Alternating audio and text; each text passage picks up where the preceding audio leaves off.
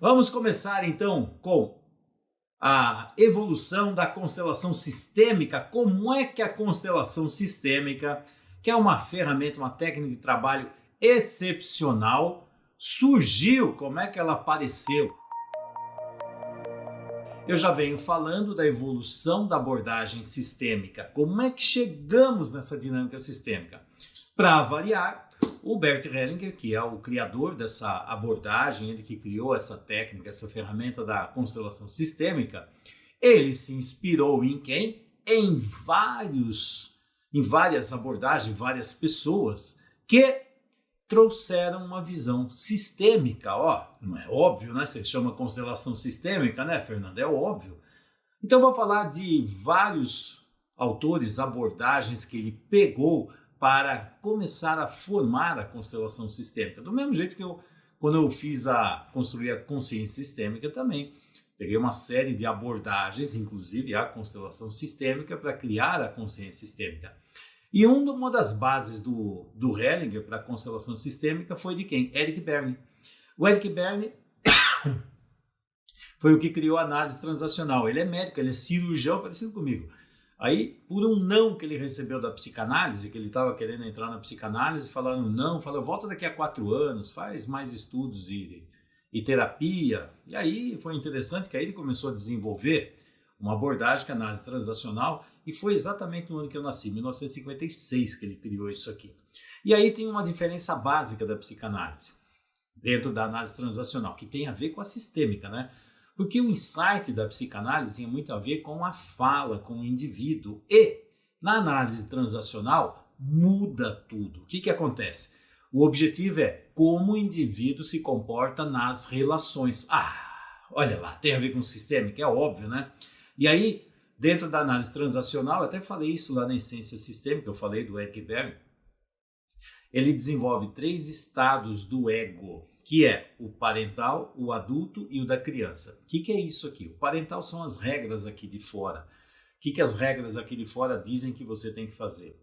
A criança é o mundo interno, são as dinâmicas internas, nossas necessidades, tudo que tem aqui dentro de nós. E o adulto seria aquele para fazer um meio termo, uma ponte entre o mundo aqui fora e o mundo interno, para levar o indivíduo para um mundo mais saudável. O adulto consegue equilibrar essas duas polaridades aqui, tá?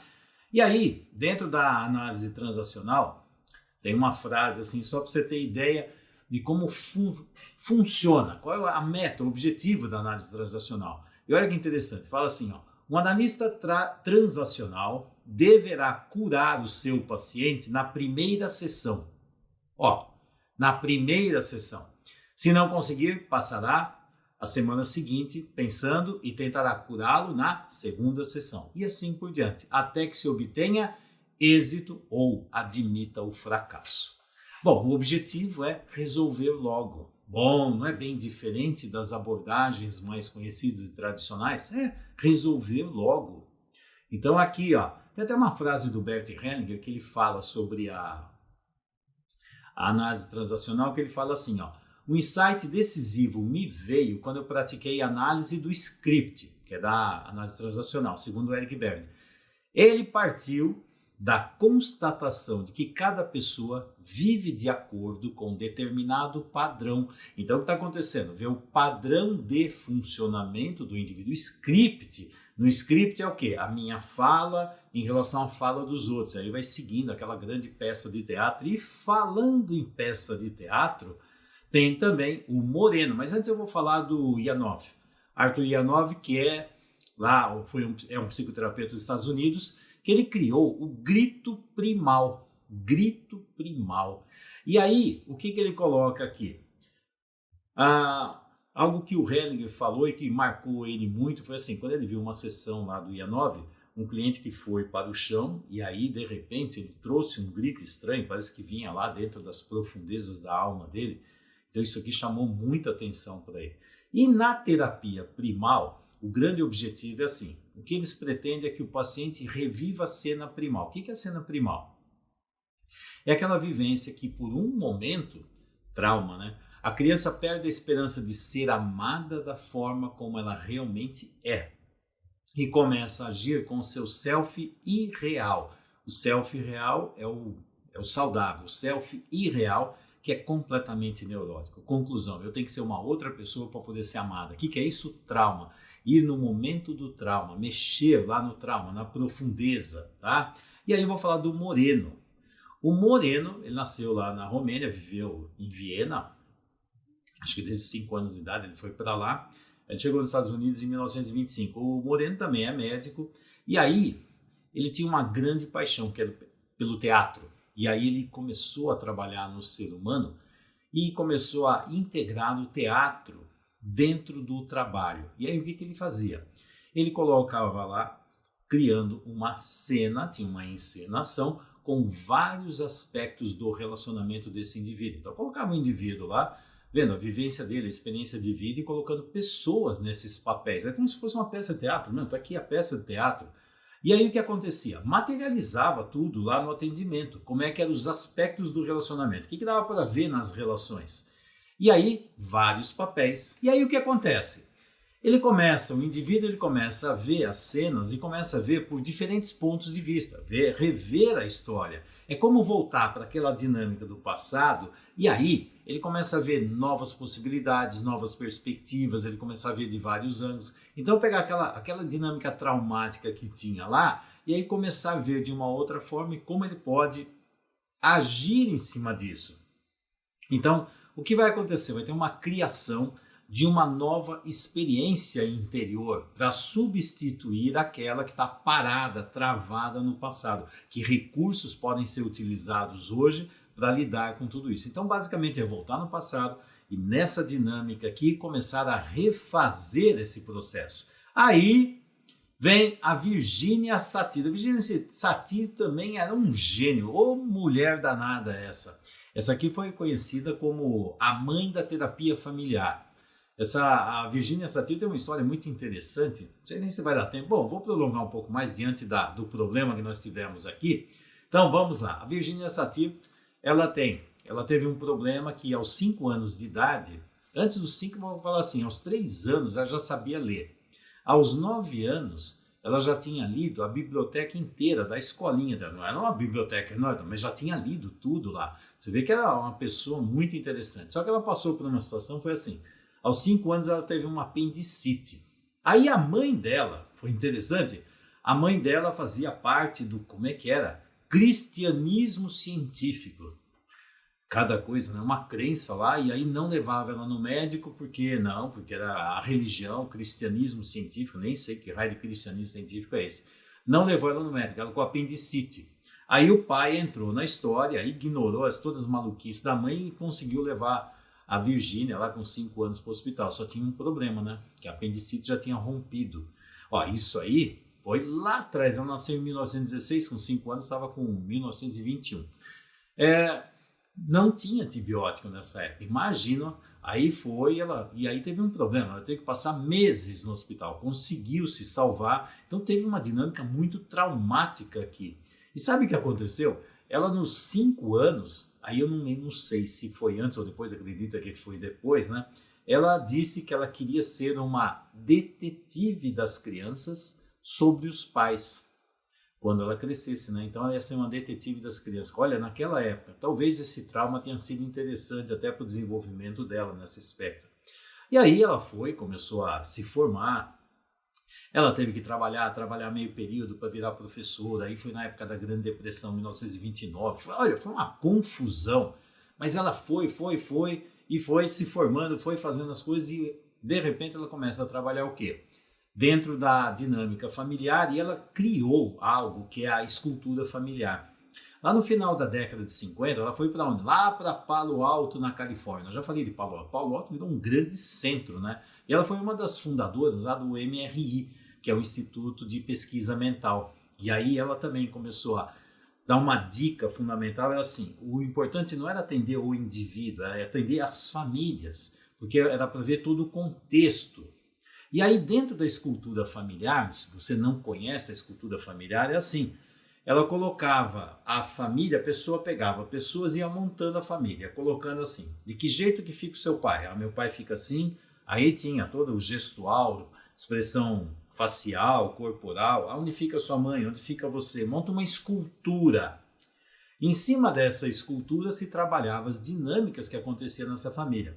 Tinham basicamente 4 tipos de esculturas que eram as mais comuns, que era a escultura do presente. Como é que você vê essa relação no presente? Então era pai, mãe, esposa, marido, filho, assim por diante. Quem são as pessoas importantes? Como você monta isso? É uma escultura.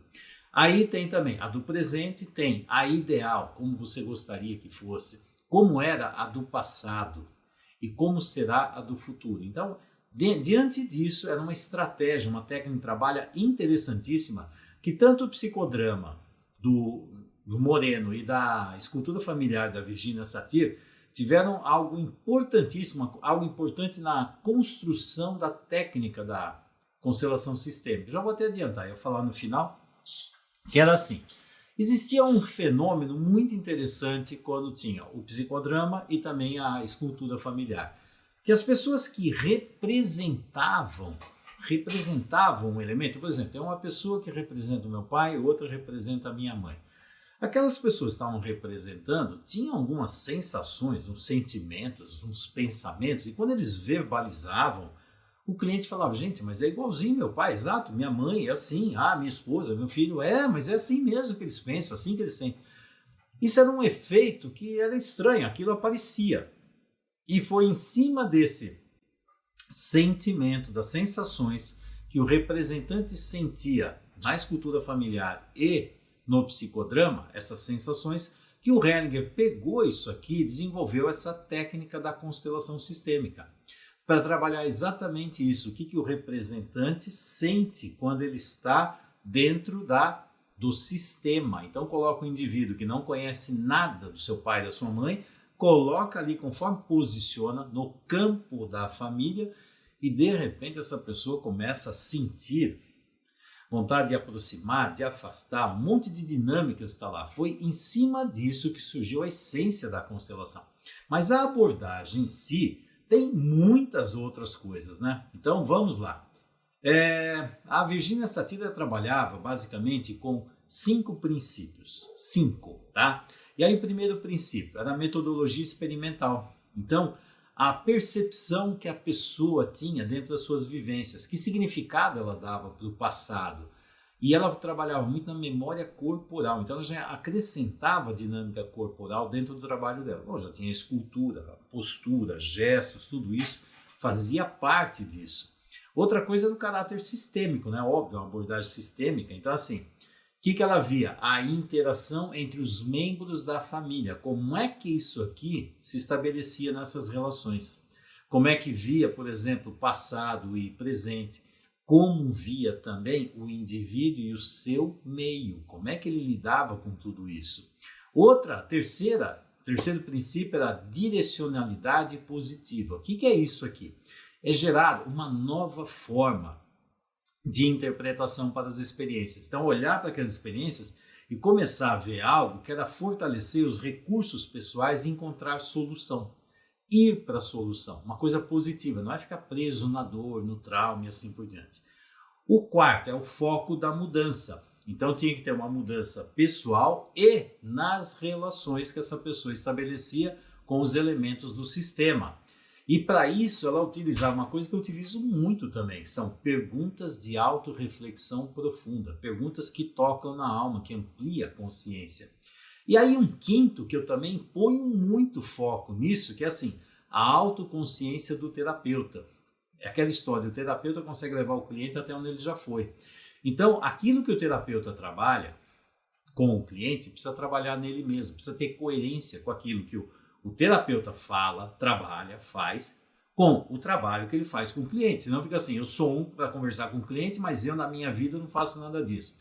Ela falava assim, o cliente saca na hora que está acontecendo. Saca que tem uma falsidade ali, aquilo é um teatro. Teatro no mau sentido, não é uma peça, um personagem que está lá.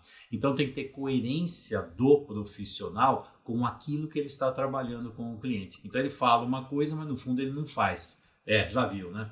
E aí a Virginia Satir tem uma frase interessante que ela falava assim, a família é um microcosmo. Ao saber curar a família, eu sei como curar o mundo. e o mundo não está aqui precisando se curar, interessante, aonde a base para curar o mundo? Num subsistema que é família, porque se essas famílias aqui começarem a melhorar, vai melhorar o que também? O suprassistema. Lembra que eu falei antes? Subsistema, suprassistema. Bom, e aí vem uma outra abordagem importantíssima, que também o Hellinger pegou muitos elementos, que é a fenomenologia. A fenomenologia veio de Russell.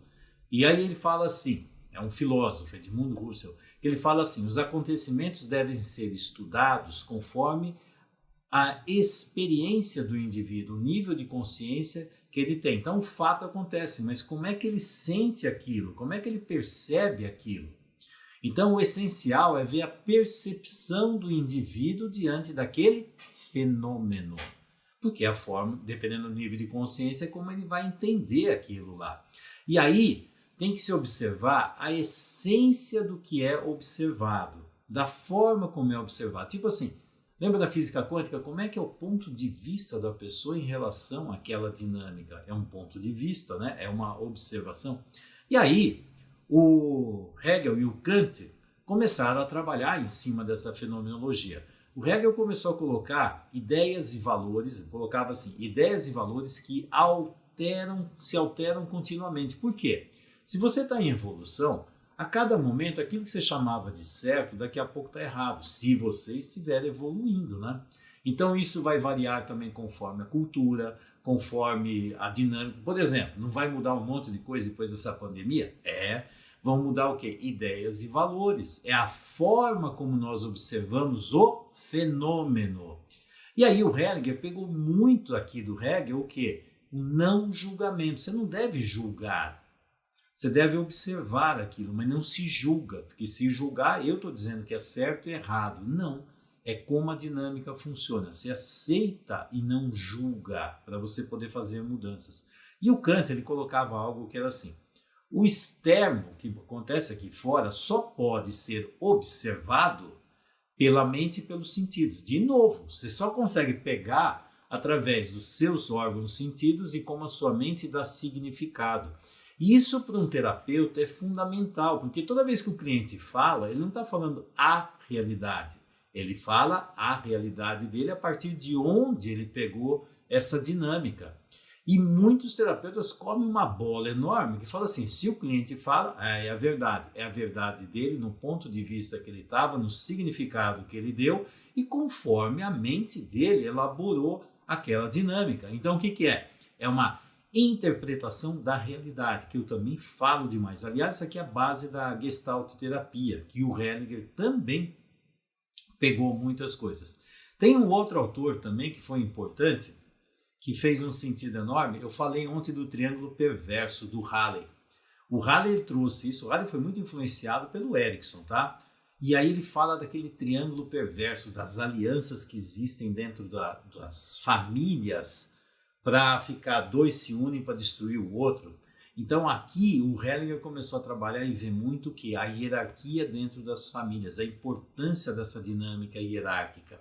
E aí falando do Erickson, ele também pegou muita coisa do Erickson, principalmente na hipnoterapia do Erickson. O Erickson trabalhava muito com uma linguagem não verbal, e isso também o Hellinger começou a pegar esses elementos e trabalhar. E principalmente trabalhar o quê? Com metáforas, com contar histórias, que tem um efeito hipnótico para entrar no inconsciente da pessoa. O Hellinger adorava fazer metáforas e contar histórias. Quem conviveu com ele sabe disso. Isso veio muito da hipnoterapia, é uma técnica de trabalho. E aí tem um húngaro que o nome é complicado, lá vou eu de novo, é o Ivan Borzomeni Nagy, que criou uma coisa muito interessante. Ele é pouco conhecido, mas o Hellinger pegou muita coisa interessante dele, principalmente o que? As Ordens do Amor, que até é um título do livro do Hellinger, Ordens do Amor. E ele criou a psicoterapia contextual. E aqui, o que ele colocava era assim, ele começava a descrever as lealdades ocultas, as dinâmicas de emaranhamento, e como a pessoa estava presa em dinâmicas da família, as lealdades ocultas. E aí, outro elemento importante, equilíbrio do dar e receber. Vê se isso aqui, para quem conhece constelação sistêmica, não é familiar.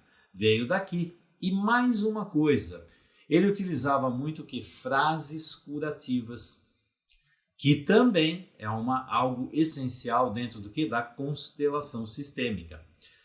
Outra dinâmica interessante, ele pegou muito da PNL também. Então a PNL, a Programação Neurolinguística, tem muitas técnicas, né? Principalmente focada em mudanças de comportamento. Aí o foco terapêutico é sempre na solução, foco na solução, não nos problemas.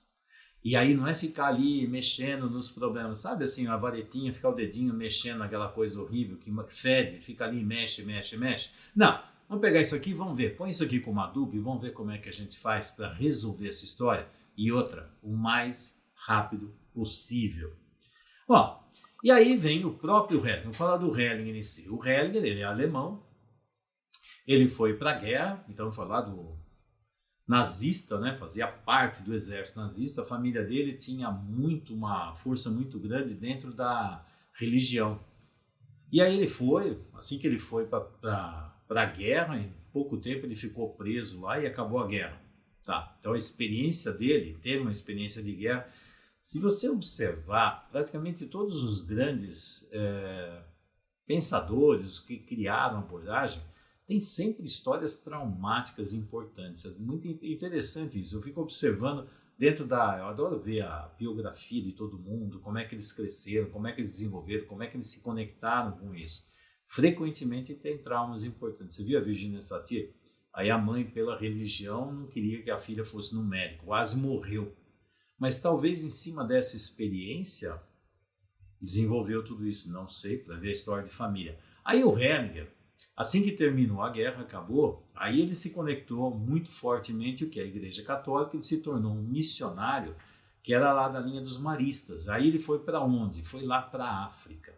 Foi levar o catolicismo, né, para aqueles pobres, infelizes, selvagens que moram lá na selva, né? Selvagem que mora na selva, eu acho que tá ruim, hein? Fernando. Levar para as pessoas que estavam lá na selva, lá para levar esse conhecimento católico. E sabe o que aconteceu? O Hellinger começou a observar, e principalmente quando ele estava com os Zulus, ele começou a observar uma coisa que chamou a atenção demais para ele. Era a harmonia que existia naquele sistema, naquelas pessoas. Como que aquelas pessoas podiam viver de uma forma harmônica? E aí ele não via essa harmonia lá nas famílias na Europa. E aí ele estava vendo ali. E ele começou a prestar atenção o que acontecia dentro daquele sistema que eles conseguiam fazer isso. Aí o que aconteceu? Foi aí que, observando essa dinâmica, ele começou a ver o quê? As leis dos sistemas. Aliás, as leis dos sistemas é o tema que eu vou falar amanhã, que eu vou explicar melhor. Aí começou a ver, e lembra que eu já falei das leis dos sistemas, lá na teoria geral dos sistemas, de ontem eu abordei, que também eles estavam buscando o quê? O que rege um sistema? Rege, porque um sistema, para ser saudável, ele tem que seguir o quê? Alguns princípios básicos. E aí, o que é isso aqui? São as leis que todos os sistemas seguem. Não importa que sistema. Se é uma empresa, se é uma família, se é uma comunidade religiosa, não importa se é uma escola. Então, tudo isso aqui, essa dinâmica do sistema, tem leis que seguem o sistema. E você entendendo como o sistema funciona e como deveria funcionar, e de novo, as leis não são inventadas, não é assim. Alguém inventou lei, ninguém inventa lei.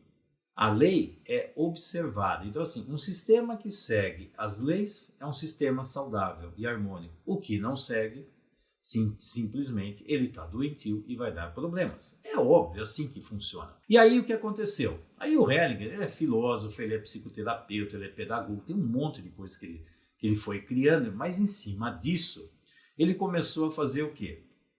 Pegando essas visões, ele como psicoterapeuta começou a ver várias áreas, e aí naquela dinâmica que eu falei lá da escultura familiar e do psicodrama do Moreno, ele via as reações das pessoas diante do papel que ela estava executando, se ela está no papel de pai do cliente, começava a sentir, trazer dinâmicas que a cliente falava, gente, é exatamente igual ao meu pai, é assim mesmo, ele se comporta assim, ele fica assim, até fisicamente, a fala dele, assim por diante. Quem já participou de constelação já sabe do que eu estou falando, né? Quem já participou sabe o que é isso. E aí o que aconteceu? Aí ele desenvolveu essa grande ferramenta que é a constelação sistêmica. E a constelação sistêmica é interessante. A constelação em si é uma ferramenta de trabalho. Ferramenta de trabalho. Eu vou falar mais sobre isso nas próximas aulas, tá? É uma ferramenta de trabalho. Vai depender muito de quem conduz a constelação. Então, é assim, a constelação, eu falo assim, é como se fosse um bisturi. Falando aí na Virginia Satir, da Pericite, é um bisturi, é uma ferramenta. O sucesso dessa ferramenta não é a ferramenta em si sozinha que tem sucesso. Adivinha aqui que dá o sucesso de uma constelação? A ferramenta ou a mão que conduz esse bisturi, que sabe o que fazer. Por isso, eu sempre falo, tem que tomar muito cuidado entre ser um constelador e fazer constelação. Fazer constelação é aplicar técnica. Agora, se você não sabe para que você faz aquilo, você fica perdido. A mesma coisa, eu tenho um bisturi, se eu não sei o que fazer com o bisturi, eu vou ficar cortando aqui, achando um monte de coisa. É como pegar e desmontar um relógio, desmontar um carro e depois não sei o que fazer com aquilo. Ah, mas eu desmontei. Será? Será? E aí? Como é que a coisa funciona? Bom, isso é algo que eu vou falar nos próximos temas, ok? Então vamos agora para as perguntas. Deixa eu ver se deu tudo certo aqui, até receio. Pessoal, só falando de novo, eu coloquei um link que é do Fórum Europeu de Saúde e de Epigenética. Eu sou um dos palestrantes. Ele é online. Ele é em português, então vocês vão poder assistir. Tem algumas pessoas lá que não são, mas acredito que vai ter lá a legenda, a tradução, alguma coisa assim. Sugiro que vocês assistam, porque tem a ver com o que? Saúde epigenética, saúde preventiva e epigenética, ainda mais nessa fase, né? Então esse congresso era para ser um congresso ao vivo, e eu era um dos palestrantes, ele foi transformado em congresso online. Algo que quem me acompanha, tem um congresso aqui nosso do Consciência Sistêmica, que já estamos definindo que também vai ser online, porque o presencial, do jeito que está em agosto, acreditamos que até agosto a coisa não estará liberada. Então, estamos fazendo isso. Estou falando aqui já, passando uma informação antes, né? Então, vamos lá. E aí, vamos ver perguntas. Vamos ver as perguntas. Eu vou me orientar pelo Instagram, pelo tempo que ele estiver terminando. Acredito que é o tempo que eu deveria terminar aqui. Do ponto de vista da teoria geral dos sistemas, por que uma exclusão não é tolerada? Olha, se eu pegar só a teoria geral dos sistemas, eu vou pegar pela abordagem sistêmica em geral, tá? A teoria da abordagem geral dos sistemas é quando começou tudo, depois começou a ficar o quê? Lapidando e dando mais detalhes. Mas vamos falar da exclusão. Por que uma exclusão não é tolerada? Porque dentro dos sistemas, da visão dos sistemas, da teoria, é o seguinte: todo o sistema tem os elementos e nenhum elemento pode ficar de fora. Nenhum elemento, nenhum subsistema. Por quê? Porque ele existe. Você não pode tirar. Então, assim, quem é que tira um elemento? Então, por exemplo, vai vir um bode expiatório. Existe uma coisa que chama técnica do bode expiatório, a dinâmica do bode expiatório. O que é a dinâmica do bode expiatório? Lembra do triângulo perverso que eu falei do Ian Halley? Então, assim, de repente, a mente de algumas pessoas do sistema julgam, né? E aí vem o julgamento, que aquela pessoa não merece estar dentro daquele sistema. E aí fica assim, o que é mais importante? É o sistema em si ou a cabeça de uma ou de outras pessoas dentro do sistema que dizem se a pessoa tem direito de existir ou não tem direito de existir? Quem diz que um elemento pode mandar num sistema? Isso não faz o mínimo sentido. Isso aqui tem a ver com a lei da hierarquia. Então veja, eu estou abaixo do sistema, como é que eu posso mexer num sistema aqui em cima? Porque, eu defini que eu não quero essa pessoa perto de mim. Ah, é? E você definiu e você manda. Isso aqui está parecendo aquela criança que manda na casa, sabe assim? A criança manda na casa, vê se tem cabimento. A criança manda na família. Se a criança manda na família, é um elemento. Está aqui, a família é um contexto, mas a família vai se submeter à criança. Parou, a família está conectada com algo maior, nunca preso num elemento. Isso aqui eu até falei, que é sistema aberto e fechado. Se é um sistema fechado, então tem alguma coisa errada. Todo sistema está existindo para um elemento. Esse elemento define o que o sistema vai fazer. Imagina um órgão definir o que todo o corpo vai fazer. Aí o que acontece? Ele está numa dinâmica de hierarquia, eu sou acima dos outros. Ó, outra lei do sistema, eu vou falar amanhã. Então isso não existe, porque assim, quando tem um elemento, ele existe. Não importa se eu gosto ou não gosto, ou se eu quero ficar perto ou não. Eu não sou Deus, eu não sou dono do mundo, então como é que pode fazer isso? Isso não tem cabimento. Então o que acontece? Quando se observa que tem exclusão, o que acontece? O sistema adoece. E quando tem uma dinâmica de exclusão, aí as pessoas falam assim, estou excluindo um elemento do sistema. Então vamos lá, faz de conta que esse aqui. Esse aqui é um elemento do sistema, exclui esse elemento. A questão é o seguinte, esse elemento ele representa um padrão de funcionamento, ele está conectado com todo mundo. Quando eu tiro esse elemento daqui, o padrão doentio do sistema ainda está lá. O padrão doentio ainda está lá. Eu finjo que não vejo, só tirei a pessoa. Tirou, mas o padrão ainda continua lá. Sabe o que vai acontecer? Eu vou fazer o seguinte, quando, de repente, entra uma criança aqui nesse novo sistema, de repente ele entra no mesmo lugar daquele que foi mandado embora. O que ele está fazendo? Ele pegou a dinâmica do sistema, que não tinha ninguém para materializar, ele vem e materializa de novo. O que ele está fazendo? Ele está identificado com o outro do passado. Se esse aqui foi excluído, um elemento novo do sistema vai para o mesmo lugar e vai repetir a dinâmica. O que nós estamos vendo? A dinâmica do sistema. Quando você fecha os olhos para uma dinâmica, não significa que ela desapareceu. É você que está cego. É você que está cego, mas ela está lá. Então, toda vez que tem exclusão, eu coloco alguém como um bode expiatório e digo, a hora que essa pessoa foi embora, tudo melhorou. Ah, tudo melhorou porque a pessoa foi embora. Pode ir a pessoa embora à vontade. A questão é o padrão de funcionamento do sistema ter uma dinâmica doentia. Não é tirando o elemento que a dinâmica sumiu. A dinâmica ainda está lá. Alguém vai carregar isso de novo. Pode ter certeza. Por isso, a exclusão é uma fantasia de tentar resolver algum problema. É melhor olhar o problema e resolver. Resolve o padrão doentio. Não é pegando o indivíduo e afastando ele. Ok? Bom, vamos ver aqui no YouTube. Vamos ver alguma pergunta aqui. Aí a Karina está assim, o problema da humanidade é não seguir as leis. E é verdade. A questão é, sabia que dentro da OAB, falando da OAB e falando disso, você está colocando, é interessante, existe a justiça, existe o direito. São duas coisas bem diferentes, tá? Direito tem a ver com as leis humanas, a justiça tem a ver com as leis divinas, inclusive são duas deusas diferentes. A deusa da justiça é uma, a deusa do direito humano é outra, aliás, uma é filha da outra. E aí a justiça divina é a que deveria se impor, e a justiça divina até os deuses seguem, até os deuses devem seguir. Aí os homens começam a inventar leis. São leis que quebram, ferem a justiça divina. Quando isso acontece, o que é? Um sistema, subsistema, direito, está querendo ser maior que a justiça. Então, quando o direito é maior que a justiça, as leis, geralmente, são leis que vão gerar problemas dentro do sistema. Até na justiça tem isso, tá? Então, Dike é a deusa do direito. A deusa da justiça...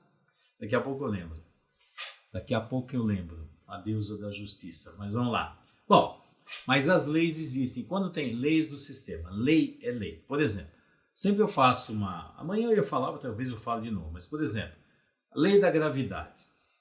Quando Isaac Newton viu a maçã caindo, ele inventou a lei? Não. Ele descreveu, ele percebeu que tem uma força que puxa os elementos aqui para baixo. Então, lei é uma lei natural que se descreve e se observa. Funciona assim. Ah, eu não concordo com essa lei. Bom, então você não concorda, sinto muito. É lei da natureza.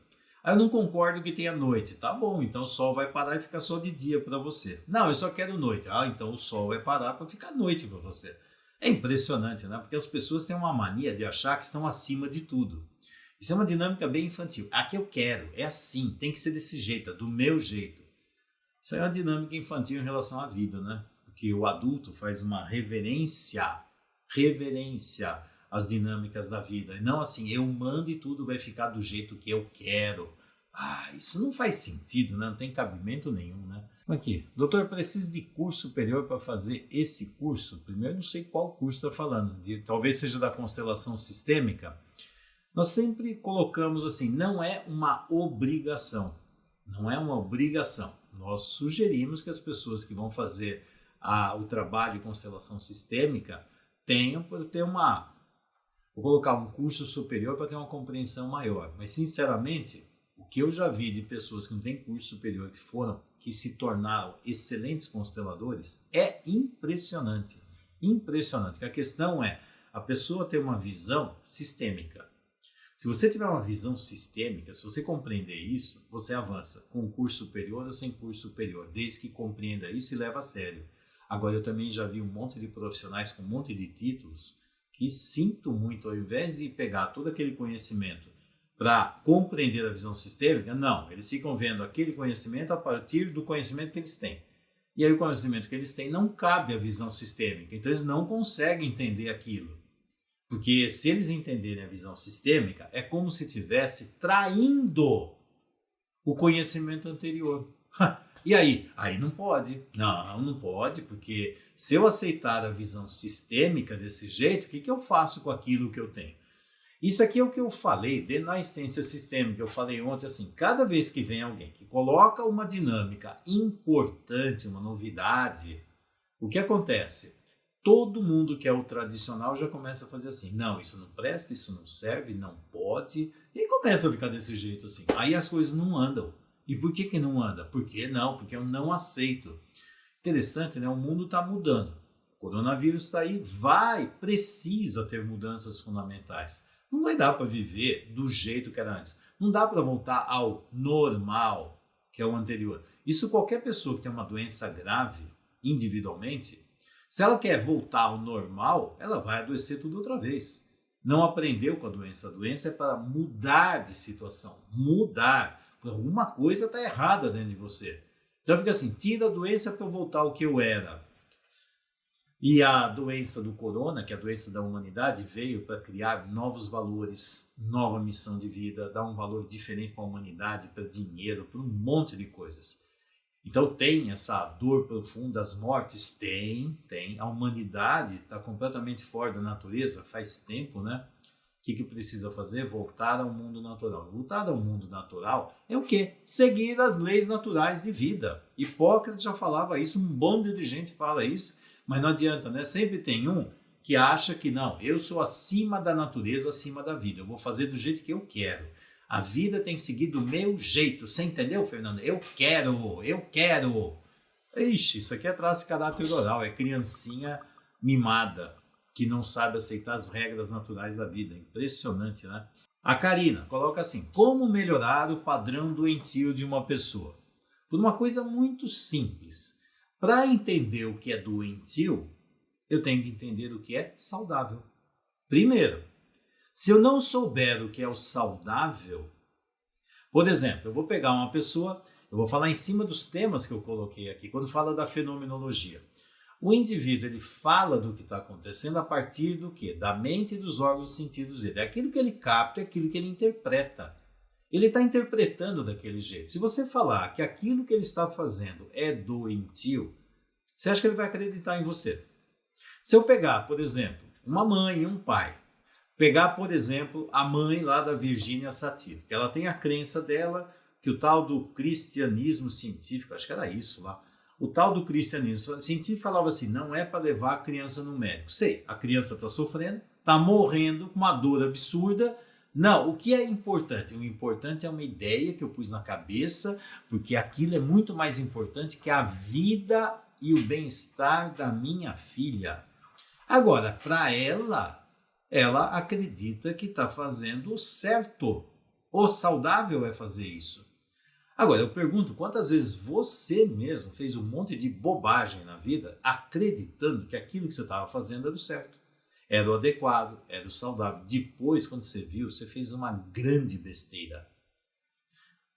Com certeza, você que está assistindo, você já passou por uma dinâmica dessa. De novo, então cada um enxerga a vida com os seus olhos. Então, se eu tiver um olho aqui com o tal do cristianismo científico, eu nem sei o que é isso, deve ter sumido, mas tem outras versões também. Isso não pode, porque não pode. A minha religião não permite. A minha religião não permite viver. A minha religião não permite ser saudável. A minha religião... Que religião maluca é essa? Isso eu não sei que raio de religião. Isso aí está parecendo mais sistemas doentios desconectados da natureza. Mas, para quem está lá, aquilo é o saudável certo. Olha, se seguisse a dinâmica da mãe, a Virginia Satir tinha morrido. E aí? Mas para a mãe é o certo, porque, sei lá, o superior dessa religião, sei lá, que eu nem sei, tomara que tenha acabado mesmo, que deve ser uma maluquice, né? Porque o que se inventa de maluquice, as pessoas seguem. Lembra quando teve aquele suicídio coletivo lá nas Guianas, agora fugiu o nome do cara louco que estava lá? Um monte de gente morreu. Por quê? Porque o certo é tomar o veneno, vão morrer, porque é muito louco, né? É muito louco. Então, o que acontece? Para sair de um padrão doentio, a pessoa precisa saber o que é saudável. Quando que a pessoa identifica que algo é doentio? Aí é uma outra história. A pessoa geralmente começa a mudar quando tem uma dor profunda que ela não dá conta. Enquanto ela estiver sofrendo, ela aguenta, mas a hora que a dor for intensa, ela precisa fazer alguma mudança. E tem pessoas que fazem uma coisa assim. A dinâmica está tão doentia que eu preciso matar a dinâmica doentia. Matar. Essa dinâmica doentia tem que acabar. Só que, de repente, até para manter a dinâmica doentia, tem pessoas que se matam. Eu vou me matar porque eu não consigo mudar a dinâmica doentia. É muito estranho, né? Olha a que ponto chega. Então, a dinâmica doentia da mãe da Virgínia era manter ela doente até ela morrer lá, sofrendo que nem uma louca. Quem já passou por peritonite, apendicite, rota, sabe o tanto que aquilo dói. O quanto... Não, mas ela vai olhar para aquilo e está desconectada do sentimento, que ela está conectada com uma visão superior divina.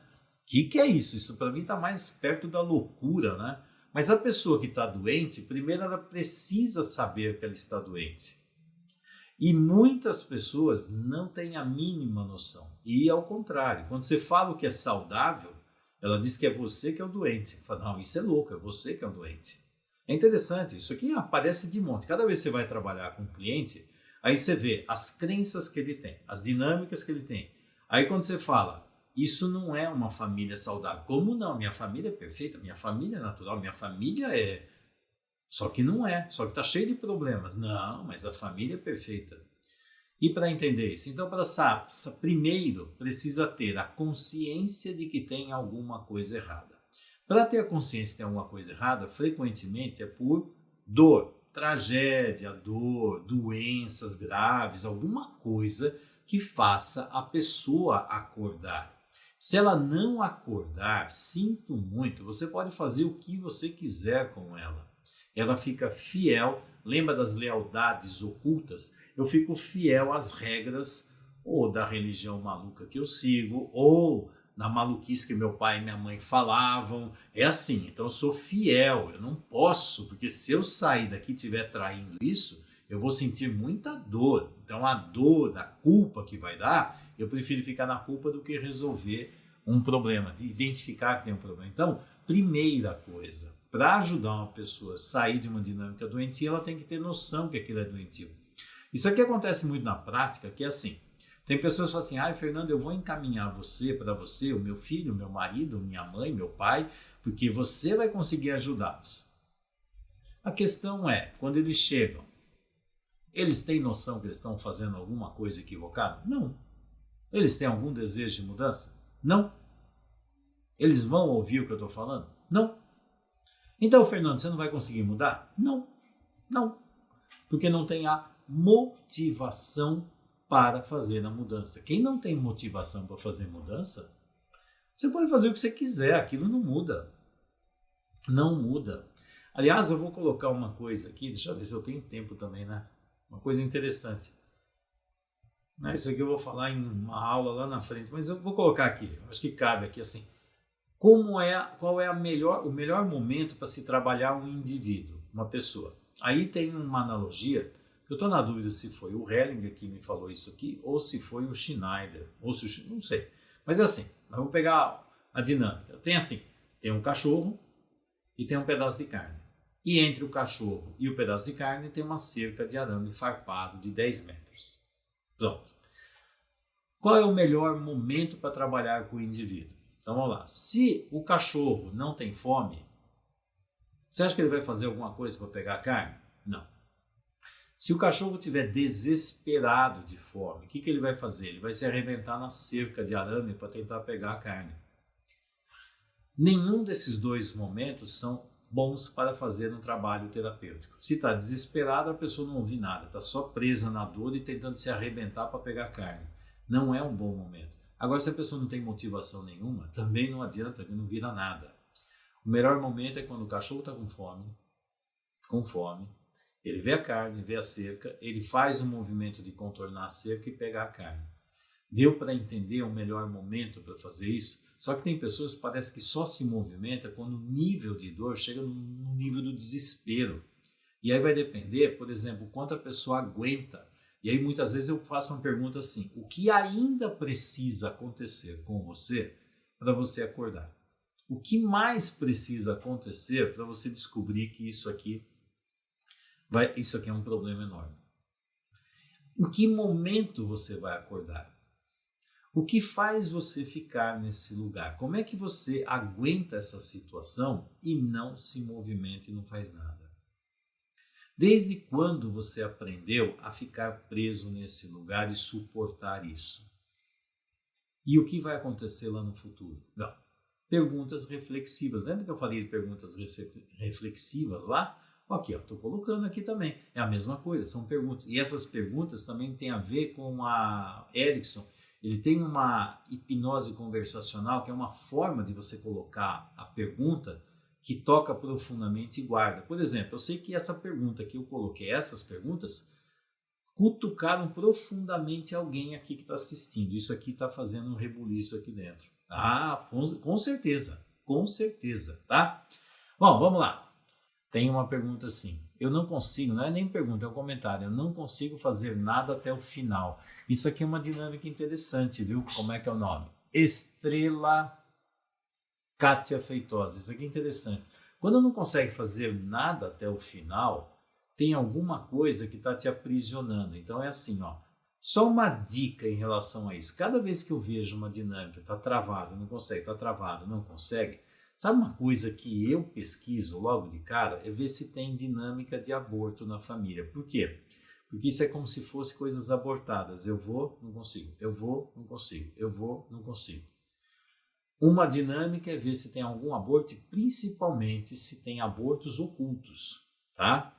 Que é da própria pessoa, que é da mãe, que é da avó. Alguma coisa está travando e tem uma dinâmica de aborto. Eu vou e nunca consigo. Eu vou fazer a faculdade e não consigo chegar até o final. Eu vou fazer o curso até o final, não consigo chegar até o final. Alguma coisa, não consigo.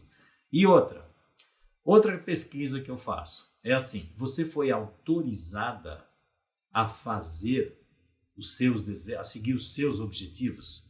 Porque se você está preso no objetivo do outro, cada vez que você faz um objetivo que é para você, tem alguma coisa assim: eu estou traindo alguém. Por quê? Porque eu não deveria avançar, mudar a minha forma de pensar. Então, se eu estou avançando e está acontecendo isso, começa a dar um sentimento de culpa. E aí começa a vir um monte de pensamentos, de sensações esquisitas para não permitir avançar. Porque se você avançar, você passa de ciclo de vida. Quem assistiu esse sistema que eu falei, você passa de ciclo. Se você está preso no ciclo, você não pode, se você não for autorizado, é como assim, você não pode ultrapassar. Então você vai fazer o quê? Cada vez que você vai subir o degrau para vir aqui, puf, você cai. Vai subir o degrau, cai. Ou porque tem uma coisa te puxando, ou porque puseram uma barreira enorme dizendo você não é capaz, você não consegue, você não é capaz, você não consegue, você faz tudo errado, você não... Tem uma barreira aqui, criaram do degrau, vira um muro, e aí você enxerga como um muro, mas tem alguma coisa segurando. A questão é ver o que é. Emaranhamento do passado. Você está aqui para ficar presa numa dinâmica doentia desse subsistema, impedindo que você passe para o sistema maior. Então é questão de pesquisar. Dicas para pesquisar isso aqui, ok?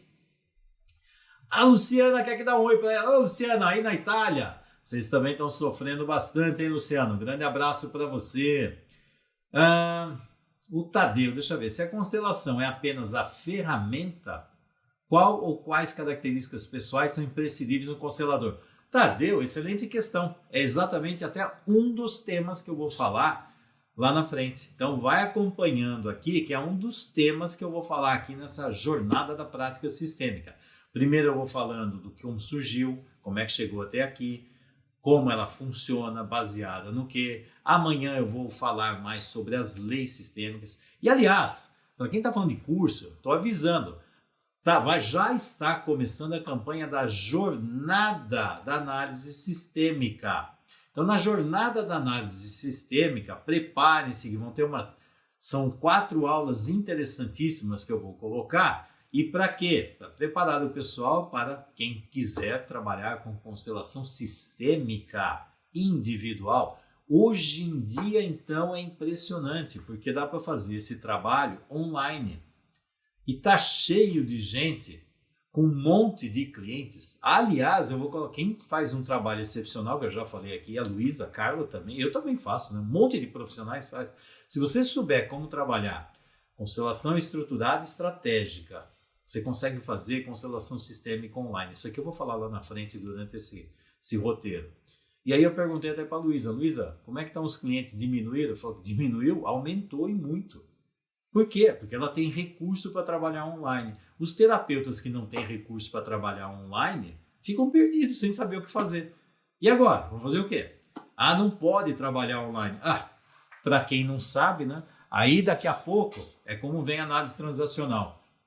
O objetivo é fazer um tratamento o mais rápido possível. Não é para ficar décadas em terapia esperando para ver se a coisa melhora. O mundo mudou, né? O mundo mudou faz tempo, né?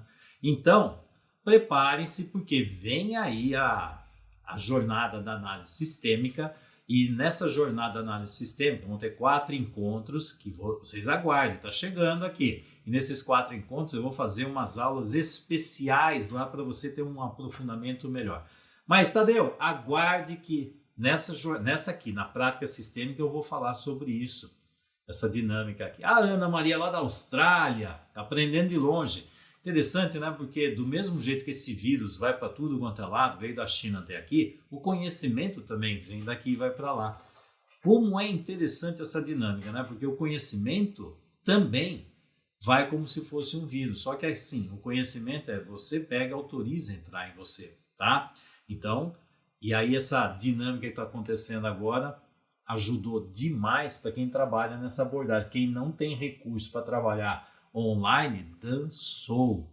Não me sinto vinculado ao meu sistema familiar. Posso ter me excluído do sistema? Não, você não se excluiu do sistema. Você não se excluiu. Esse sistema, só de falar que tem alguém sentindo que está excluído, então tem uma dinâmica que é assim. Quando existe um sentimento de exclusão, muitas vezes você pode estar identificado com alguém que realmente foi excluído. Quando você nasce, aí, por exemplo, qual é a sua função dentro do sistema familiar? Se você é aquela que é portadora, eu vou carregar algo que a minha família não quer ver, se eu carrego algo que a minha família não quer ver, adivinha o que acontece? Eu tenho, por amor à família, tenho que ir embora e carregar o problema da família para outro lugar. Então, os filhos amorosos, infelizmente, adoram pegar os problemas do sistema e se excluírem do sistema para levar o problema e deixar todo mundo saudável. Então, dá uma olhada nisso e vê o que está acontecendo com você. Você está carregando dinâmicas doentias do sistema e isso é falso. Você pode carregar à vontade. Ou as pessoas colocarem você ou você pega para fazer isso. Não funciona. Precisa ver o que é e resolver, ok? Então, pessoal do Instagram, tchau. Pessoal daqui, tchau para vocês também. Foi um prazer.